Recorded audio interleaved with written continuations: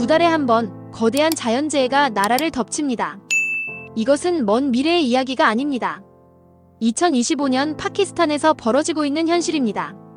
그리고 마침내 파키스탄 정부는 공식 선언했습니다. 기후변화는 더 이상 환경 문제가 아니라 국가 안보를 위협하는 중대한 위협이다라고 말이죠. 오늘은 이 선언이 의미하는 것이 무엇인지, 기후재앙이 어떻게 한 국가의 존립 자체를 흔들고 있는지 그 끔찍한 진실을 마주하려 합니다. 여러분, 지금 파키스탄은 말 그대로 혼돈 상태입니다. 북부에서는 폭우와 산사태가 마을을 휩쓸었고 동부 펀자브주에서는 비정상적인 폭우로 인해 무려 200만 명이 집을 잃었습니다. 국가재난관리청에 따르면 이미 850명이 넘는 사람들이 목숨을 잃었습니다. 핵심은 이것이 일회성 사건이 아니라는 점입니다. 파키스탄 재난관리청장은 두 달에 한 번꼴로 큰 재난이 닥치고 있으며 앞으로 다가올 겨울 재난, 그 이후에 폭염과 산불, 그리고 또 다른 몬순이 우리를 기다리고 있다고 경고했습니다. 이것은 이제 예측 불가능한 재앙이 아니라 예정된 재앙의 사이클이 되어버린 겁니다. 2022년 국토의 3분의 1이 물에 잠기고 1700명이 사망했던 최악의 홍수가 불과 3년 전의 일이라는 것을 기억해야 합니다. 그런데 이런 끔찍한 비극이 비단 파키스탄만의 이야기는 아닙니다. 우리나라도 불과 2년 전 비슷한 경험을 했습니다. 2023년 7월 기록적인 폭우로 충북 청주시의 궁평이 지하차도가 순식간에 물에 잠겼습니다. 인근 하천의 제방이 무너지면서 6만 톤의 흙탕물이 지하차도로 쏟아져 들어왔고 미처 빠져나오지 못한 차량 17대가 침수되어 14명이 안타깝게 목숨을 잃었습니다. 당시에도 이상기후로 인한 예측을 뛰어넘는 폭우가 주요 원인으로 지목되었습니다.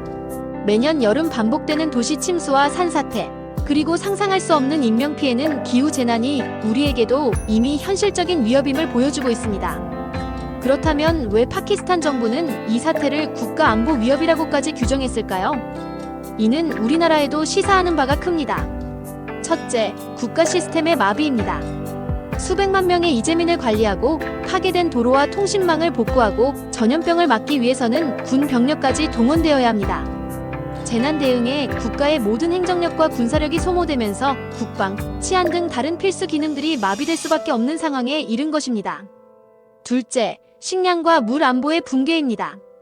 이번 홍수로 파키스탄에서 가장 비옥한 농경지인 펀자브주가 물에 잠겼습니다. 이는 곧 식량 생산의 급감을 의미하며 국가적인 식량 위기로 이어질 수 있습니다. 우리나라도 마찬가지입니다. 2023년 여름 역대급 폭염으로 온열 질환자 수가 급증하고 수많은 가축과 양식 생물이 폐사했습니다. 기후변화가 우리의 밥상과 생존을 직접적으로 위협하기 시작한 것입니다. 여기서 우리가 주목해야 할 또 다른 지점이 있습니다.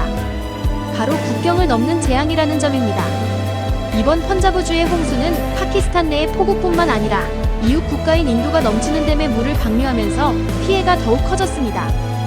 기후변화로 인해 한 국가의 재난이 이웃 국가에 직접적인 영향을 미치는 상황. 이는 잠재적인 외교적 갈등과 분쟁의 불씨가 될 수 있습니다.